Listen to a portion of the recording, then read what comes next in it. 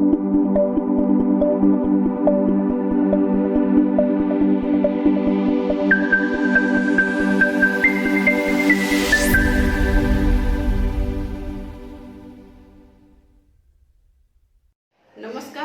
आपके अपने YouTube channel सृजल academy में आपका हार्दिक और स्वागत है। उम्मीद करते हैं आप लोग ठीक होंगे और लॉकडाउन में अपनी पढ़ाई को जारी रखते होंगे। इसी उम्मीद से हम एक नए वीडियो के साथ आपके सामने आए हैं। तो आप लोगों को पता होगा कि हम लोगों का पहला जो संविधान का पोर्शन राज्य व्यवस्था का चल रहा था, उसमें संवैधानिक विकास हम लोगों का चल रहा था। तो संवैधानिक विकास में हम लोग बहुत सारे अधिनियमों को पढ़ लिए। आज 1935 का भारत सरकार अधिनियम के साथ आपके सामने उपस्थित हूँ। तो इससे पहले जो प्रीवियस क्लास था, जो नए बच्चे हैं, नए जुड़े हैं, उनसे जो है आग्रह है कि अगर ये क्लास नहीं समझ में आता तो इसके पहले का जो क्लास है, अधिनियम है, उसको प्लेलिस्ट में जा करके उसको देख लें, तब आप इस क्लास का एंजॉय आपको और अच्छे से आएगा। तो आप लोग देखिए, हम लोग जो है इसके पहले साइमन कमीशन, नेहरू रिपोर्ट और गोलमेज सम्मेलनों के बारे में पढ़े थे। तो हम लोगों ने देखा था साइमन कमीशन की नियुक्ति जो हुई थी 1919 के अधिनियमों में सुधार के लिए, जांच करने के लिए कि 1919 का अधिनियम कहां तक सफल हुआ, उसकी जांच के लिए साइमन कमीशन एक 7 सदस्यीय, ध्यान रखिएगा, आप लोगों को उस क्लास में भी बताए थे कि साइमन कमीशन 7 सदस्यीय ब्रिटिश सांसदों के द्वारा गठित किया गया था। इसमें एक भी भारतीय सदस्य नहीं था, इसीलिए पूरे देश में साइमन कमीशन का विरोध हुआ। तो साइमन कमीशन का गठन कब हुआ था, आप लोगों को इंडिकेट बार बार कराए थे। 8 नवंबर 1927 में इंग्लैंड में। और भारत कब पहुंचा था साइमन कमीशन, तो 3 फरवरी 1928 में बंबई में पहुंचा था। तो 2-4 ऐसे फैक्ट हर अधिनियम के आप लोग उसको ध्यान में रखिएगा। जितने भी हम लोग अधिनियम पढ़े हैं, जैसे 1773 जो पहला रेगुलेटिंग एक्ट पारित हुआ था, यानी उसकी महत्व किस लिए है, उसकी महत्व इसलिए है वो पहला ब्रिटिश द्वारा पारित पहला अधिनियम था। ठीक है, अब आगे जब आप आएंगे तो गवर्नर जनरल को जो है अधिकार, अध्यादेश जारी करने का अधिकार किस अधिनियम द्वारा दिया गया, तो 61 की। तो जो जो मेन पॉइंट है उसको आप लोग हाईलाइट कर दीजिए। उसके बाद जो है 1858 जब आप लोग पढ़े थे, उसमें दिया गया था कि महारानी ने क्या किया, यानी कंपनी से शासन को अपने हाथों में डायरेक्ट ले लिया। तो कंपनी के शासन को किस अधिनियम द्वारा समाप्त किया गया, तो 1858 के अधिनियम द्वारा। या कंपनी के शासन से महारानी ने या क्राउन ने प्रशासन को कब अपने हाथों में ले लिया, 1858 के अधिनियम के द्वारा ले लिया गया था। भारत सचिव की स्थापना कब की गई, 1858 के अधिनियम के द्वारा किया गया था। तो ये सब फैक्ट है जिसको आप लोग ध्यान में रखिए। उसके बाद देखिए, इधर जो महत्वपूर्ण तीनों अधिनियम हमारा आया 1909 और 1919 और 1935 आज हम पढ़ने जा रहे हैं। ये बहुत ही तीनों इम्पोर्टेंट अधिनियम थे, यानी हर एग्जाम में इनसे क्वेश्चन पूछता है। 1919 को किस नाम से जाना जाता था, तो मार्ले मिंटो अधिनियम के नाम से जाना जाता था। किस लिए प्रसिद्ध है वो, तो सांप्रदायिक निर्वाचन के लिए वो बहुत ज्यादा फेमस रहा, वो विवादों में रहा। उसके बाद 1919 का अधिनियम हम देखें, 19 का अधिनियम प्रांतों में द्वैध शासन कब लगाया गया, 1919 के अधिनियम के द्वारा। बहुत इंपॉर्टेंट ये था 1919 का अधिनियम। अब 1935 के अधिनियम में हम लोग आते हैं, तो पहला देखते हैं, यानी भारत के लिए तैयार संवैधानिक प्रावधानों में ये सबसे बड़ा और सबसे जटिल था। जटिल क्यों था, क्योंकि ये केंद्र के लिए लाया गया था, और जिस संघीय सरकार की स्थापना करने की बात 1935 में कही गई, वो कहीं पूरा ही नहीं हुआ, इसलिए ये जटिल था। लेकिन ये सबसे क्या था, सबसे बड़ा था। यानी 1935 के बाद 1947 का भी एक अधिनियम और आता है, इसको हम अंतिम नहीं कह सकते, लेकिन ये सबसे बड़ा अधिनियम या दस्तावेज था। इस अधिनियम में क्या था, इस अधिनियम में 321 अनुच्छेद, ठीक है, बहुत ध्यान रखिएगा, 321 अनुच्छेद, 10 अनुसूचियां तथा 14 भाग थे। ध्यान रखिएगा 14 भाग, जो पहला 1935 का अधिनियम आया था, 321 अनुच्छेद, 10 अनुसूचियां तथा 14 भाग था। वर्तमान में क्या है, 395 अनुच्छेद। यदि हम मूल अनुच्छेदों की बात करेंगे, 395 अनुच्छेद, 12 अनुसूचियां और कुल 22 और /25 भाग, क्योंकि उसमें कुछ क खगर के जोड़ा गया, यदि उसको जोड़ेंगे तो हम लोग 25 भाग कह सकते हैं। तो ये वर्तमान में था, लेकिन उस समय क्या था, यानी 321 अनुच्छेद, 10 अनुसूचियां तथा 14 भाग थे 1935 के अधिनियम में। वर्तमान भारतीय संविधान पे इस अधिनियम का सर्वाधिक प्रभाव पड़ा, यानी जो हमारा वर्तमान संविधान है, यदि इस पे किसी भी अधिनियम का प्रभाव सबसे ज्यादा पड़ा तो वो 1935 का अधिनियम था। इस अधिनियम के द्वारा 2/3 अनुच्छेद, यानी लगभग 250 अनुच्छेदों को डिक्टो यानी सेम टू सेम हमारे संविधान में ले लिया गया था। इसलिए इस अधिनियम को लघु संविधान का दर्जा दिया जाता है।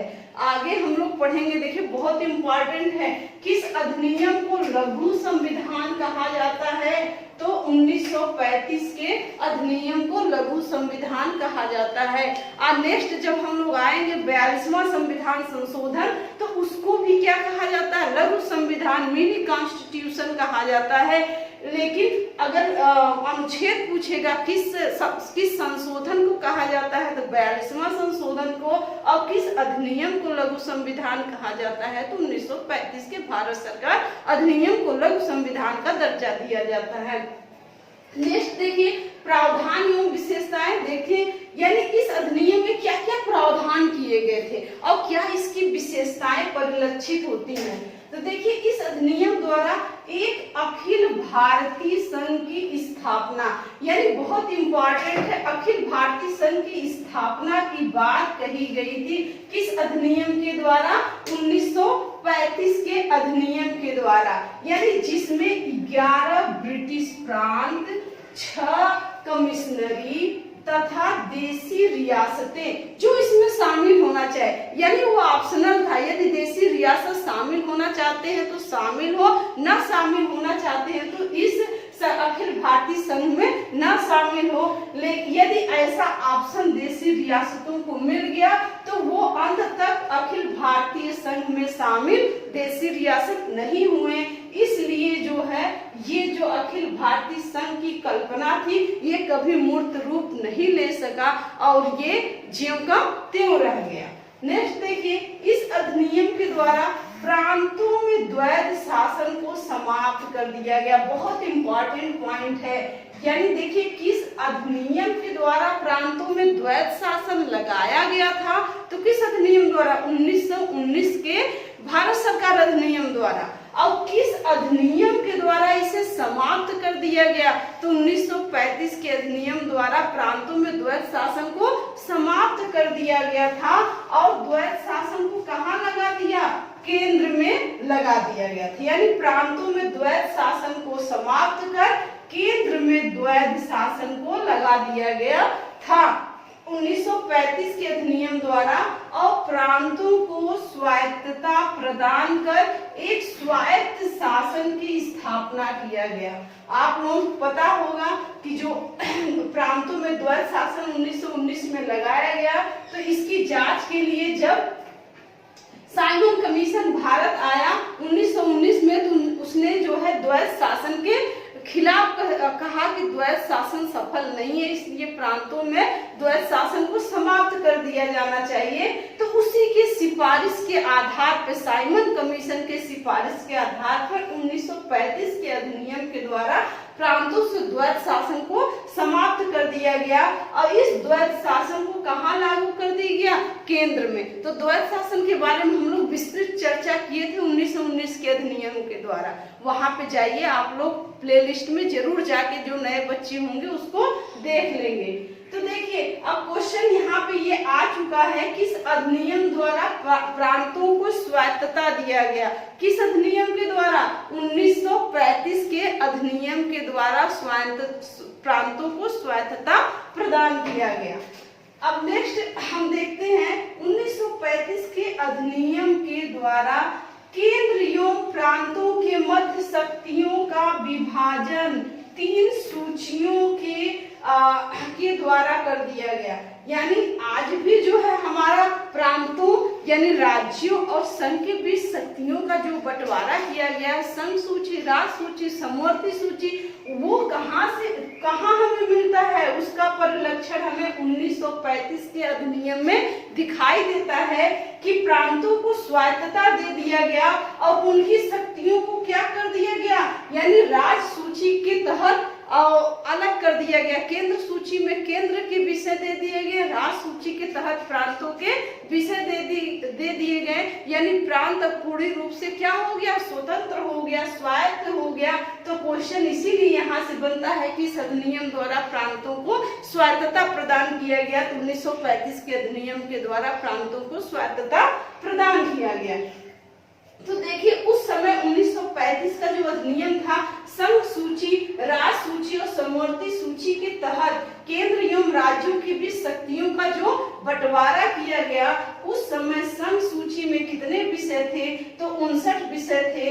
राज्य सूची में कितने विषय थे, तो 54 विषय थे और समवर्ती सूची में 36 विषय थे। तो आज इनकी संख्या क्या है, बढ़ी हुई है। वर्तमान परिदृश्य में आप देखेंगे तो संघ सूची में 100 विषय, राज सूची में 62 विषय और समवर्ती सूची में 52 विषय हो गए वर्तमान में। लेकिन 1935 के अधिनियम में, यानी अगर पूछेगा संघ सूची में कितने विषय थे, 59, राज सूची में 54 और समवर्ती सूची में 36 विषय थे।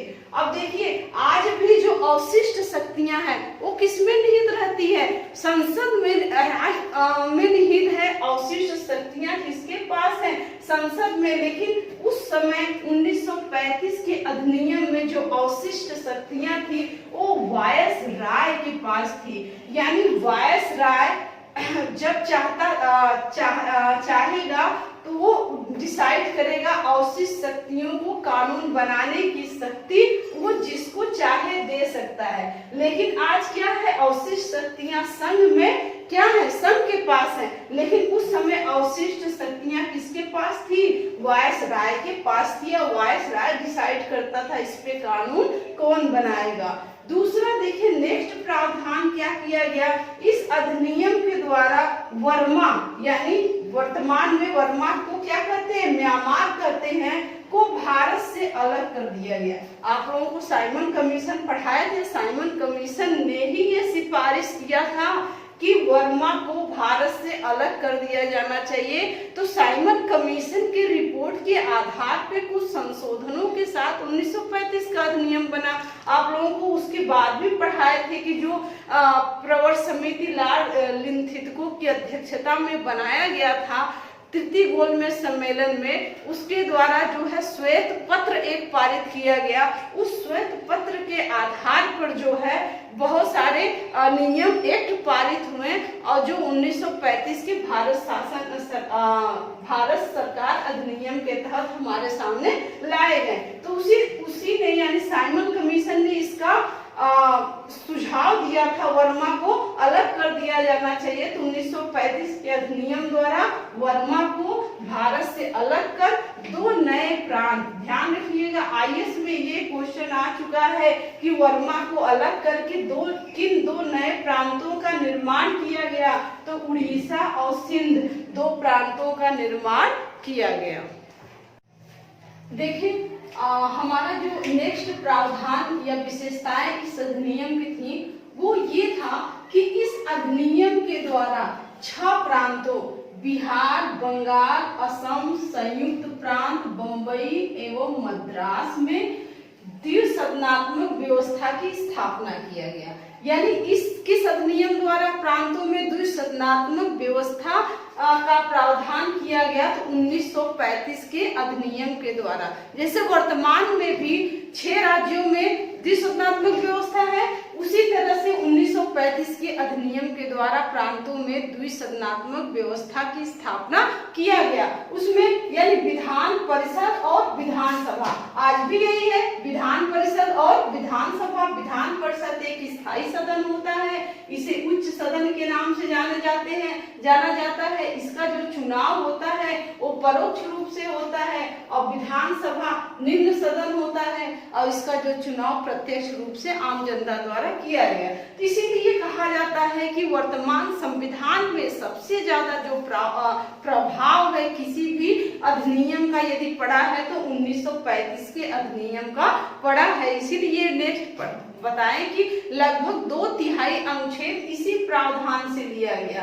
तो यानी इस अधिनियम द्वारा 6 प्रांतों में, कितने प्रांतों में इंपॉर्टेंट है, 6 प्रांतों में द्विसदनीय व्यवस्था को लागू किया गया। नेक्स्ट हमारा प्रावधान देखिए बहुत ही महत्वपूर्ण है।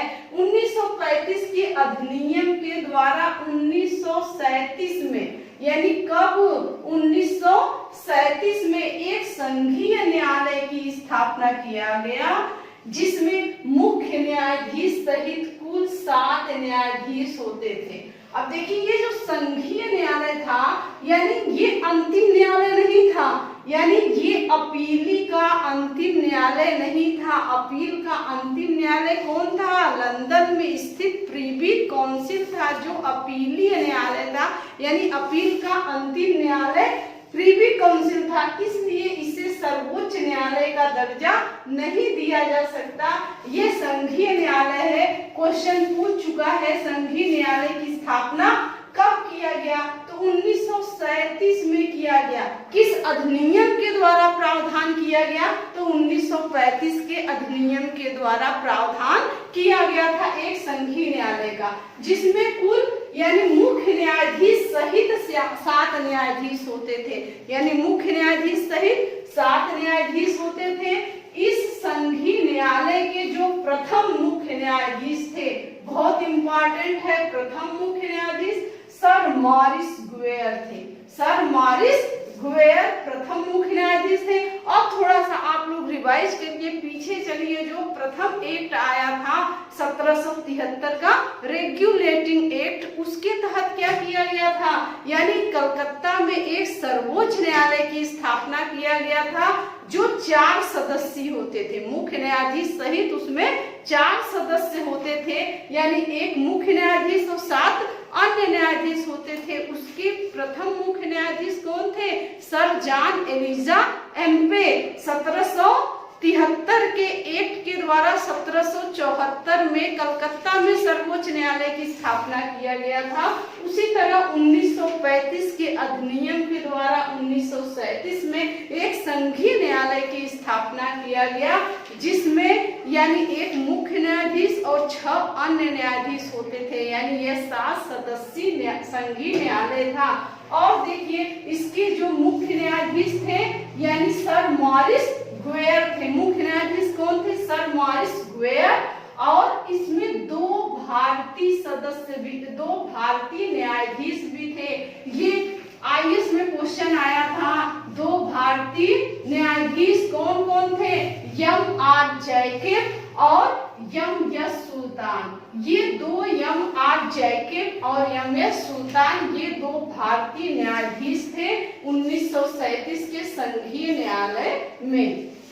नेक्स्ट हमारा आता है, इस अधिनियम के द्वारा भारत सचिव के अधिकार को शून्य कर दिया गया तथा भारत परिषद का अंत कर दिया गया। आपको पता होगा, थोड़ा सा पीछे जाइएगा, यानी जब हम 1858 का अधिनियम पढ़े थे तो उसमें बताए थे कि उसमें एक भारत सचिव और एक उसके परिषद 15 सदस्यीय परिषद का गठन किया गया था। अब भारत सचिव के पद को क्या कर दिया गया? उनके अधिकार को शून्य कर दिया गया। सारे अधिकार को वायसराय के अंतर्गत निहित कर दिया गया, यानी समाप्त नहीं किया गया, उनके अधिकार को शून्य कर दिया गया। और भारत परिषद जो होता था उसका अंत कर दिया गया। अब देखिए इस अधिनियम के द्वारा मोस्ट इंपॉर्टेंट है, इस अधिनियम के द्वारा मुद्रा एवं साख पर नियंत्रण करने के लिए भारतीय रिजर्व बैंक आरबीआई की स्थापना किया गया। आरबीआई की स्थापना कब किया गया था? 1935 में किया गया था। मोस्ट इंपॉर्टेंट है, आरबीआई की स्थापना किस अधिनियम के द्वारा? 1935 के अधिनियम के द्वारा। कब किया गया? यानी 1935 में। इसके प्रथम गवर्नर कौन थे? तो ओसबर्न स्मिथ। कौन थे? ओसबर्न स्मिथ इसके प्रथम गवर्नर थे। स्वतंत्र भारत के प्रथम गवर्नर कौन थे? तो सीडी देशमुख। दो चीजें आप लोग याद रखना है, आरबीआई की स्थापना 1935 के अधिनियम के द्वारा किया गया और 1935 में, यानी इसके प्रथम गवर्नर कौन थे? तो ओसबर्न स्मिथ थे। और स्वतंत्र भारत के प्रथम गवर्नर कौन थे? तो सीडी देशमुख थे। दोनों चीज याद रखना है, प्रथम गवर्नर ओसबर्न स्मिथ और स्वतंत्र भारत के प्रथम गवर्नर तो सीडी देशमुख। और वर्तमान में गवर्नर, वर्तमान में कौन है? शक्तिकांत दास। वर्तमान में कौन है? शक्तिकांत दास भी वर्तमान में आरबीआई के क्या है? गवर्नर हैं। और कार्यकाल ये किस नंबर के गवर्नर हैं? तो 25वें नंबर के गवर्नर है। बहुत इंपॉर्टेंट है, जो शक्तिकांत दास वर्तमान में आरबीआई के गवर्नर हैं। किस नंबर के हैं? कौन से हैं? तो 25वें गवर्नर है। कब इन्होंने अपना पद ग्रहण लिया था? तो 12 दिसंबर 2018 को इन्होंने अपना पदभार ग्रहण किया था। कितने साल के लिए नियुक्त किया जाता है आरबीआई गवर्नर का? तो 3 सालों के लिए नियुक्ति किया जाता है। तो ध्यान रखिएगा, यानी किस अधिनियम द्वारा? 1935 में। आरबीआई की स्थापना कब हुआ था? 1935 में। यानी इसके प्रथम गवर्नर कौन थे? ओसबर्न स्मिथ। इसके स्वतंत्र भारत के प्रथम गवर्नर कौन थे? सीडी देशमुख। वर्तमान में गवर्नर कौन है? तो शक्तिकांत दास हैं, जो कि 25वें नंबर के गवर्नर है। और 12 दिसंबर 2018 में इनकी नियुक्ति हुई। किसके बाद ये गवर्नर बने? यानी शक्तिकांत दास के पहले कौन गवर्नर थे? तो उर्जित पटेल थे, जिन्होंने आकस्मिक त्यागपत्र दे दिया था। उसके बाद शक्तिकांत दास को रिजर्व बैंक का गवर्नर जनरल बनाया गया। नेक्स्ट देखिए, इस अधिनियम के द्वारा आप पढ़े होंगे 1919, इसीलिए बार बार कह रहे हैं जो 1909, 1919 और 1935 ये अधिनियम एक दूसरे से जुड़े हैं। यानी 1909 के अधिनियम में यानी मुस्लिमों के लिए सांप्रदायिक निर्वाचन की व्यवस्था किया गया था। 1919 के अधिनियम में सिखों, ईसाइयों, यूरोपी और आंग्ल भारतीयों के लिए जो है सांप्रदायिक निर्वाचन की व्यवस्था किया गया था। और 1935 के अधिनियम में फिर इसका विस्तार करते हुए दलित जातियों, महिलाओं को भी पृथक निर्वाचन की व्यवस्था कर दिया गया। नेक्स्ट है 1935 के अधिनियम के द्वारा 1937 में, ठीक है, कब? 1937 में 11 प्रांतों में विधान मंडलों के चुनाव कराए गए। यानी कितने राज्यों में, कितने प्रांतों में? 11, जिसमें से 5 यानी कांग्रेस को भारी बहुमत प्राप्त हुआ और 5 प्रांतों में कांग्रेस की पूर्ण बहुमत की सरकार बनी। और जगह तो बहुमत लेकर के दूसरे दल के सहयोग से बनी, लेकिन जो 5 प्रांत ऐसे थे, बिहार, मद्रास, उड़ीसा, मध्य प्रांत, संयुक्त प्रांत जिसे उत्तर प्रदेश का नाम दिया जाता है, को लेकर इन 5 जगहों पे कांग्रेस का पूर्ण सरकार बना था, जिसमें आगे बंबई भी था, उसमें भी सहयोग से लेकर के इनका सरकार बना। तो दास्ता का यानी देखिए यहाँ से क्वेश्चन याद रखिएगा, जो संयुक्त प्रांत था उसके प्रथम मुख्यमंत्री कौन थे? तो गोविंद बल्लभ पंत थे, ठीक है, गोविंद बल्लभ पंत। और बंबई यही पूछेगा तो बीजी खेर थे। 1937 में जो चुनाव हुआ था उस समय संयुक्त प्रांत में कांग्रेस की सरकार बनी, तो संयुक्त प्रांत में जो कांग्रेस की सरकार बनी थी इसके प्रथम मुख्यमंत्री कौन थे। नेक्स्ट है, यानी इस अधिनियम की बहुत सारा आलोचना किया गया। तो 2-3 आलोचना हम लोग पढ़ेंगे। यानी नेहरू जी ने पहले क्या कहा, दास्ता का अधिकार पत्र। नेहरू जी ने इस 1935 के अधिनियम की आलोचना करते हुए कहा कि ये तो दास्ता का अधिकार पत्र है, हम और गुलामी में, यानी हमें स्वतंत्रता देने की बजाय ये हमें गुलामी में और भी जकड़ते जा रहे हैं। इसलिए इन्होंने इस अधिनियम को दास्ता का अधिकार पत्र कहा। और नेहरू ने ही अनेक ब्रेकों वाला इंजन रहित गाड़ी की संज्ञा दी। किसको? 1935 की अधिनियम की आलोचना करते हुए नेहरू जी ने यानी दास्ता का अधिकार पत्र और अनेक ब्रेकों वाला इंजन रहित गाड़ी कहा। और जिन्ना ने इसकी आलोचना करते हुए कहा कि यह पूर्णतः सड़ा हुआ और मूल रूप से बुरा संविधान है 1935 के अधिनियम। तो देखिए ये हमारा था 1935 का अधिनियम। यानी इस अधिनियम का भारतीय संविधान पे आपको बताया गया, बहुत अधिक प्रभाव पड़ा। बहुत सारी चीजें इस अधिनियम से हमारे संविधान में ग्रहण किया गया। यानी जो केंद्र और राज्य के मध्य सूचियों शक्तियों का विभाजन है उसको लिया गया, और बाकी द्विसदनात्मक व्यवस्था जो प्रांतों में है उसको ग्रहण किया गया। केंद्र में जो विधानसभा राज्य परिषद का निर्माण किया गया था उसको भी लोकसभा और राज्यसभा के रूप में ग्रहण किया गया। तो ये इस संविधान का 1935 के अधिनियम का हमारे संविधान में बहुत गहरा प्रभाव पड़ा। तो आप लोगों के सामने ये पूरा निचोड़ था। अगर 1935 का संविधान अधिनियम जो आप लोगों को समझ में आया होगा तो इसको लाइक शेयर सब्सक्राइब जरूर करें। जय हिंद, जय भारत।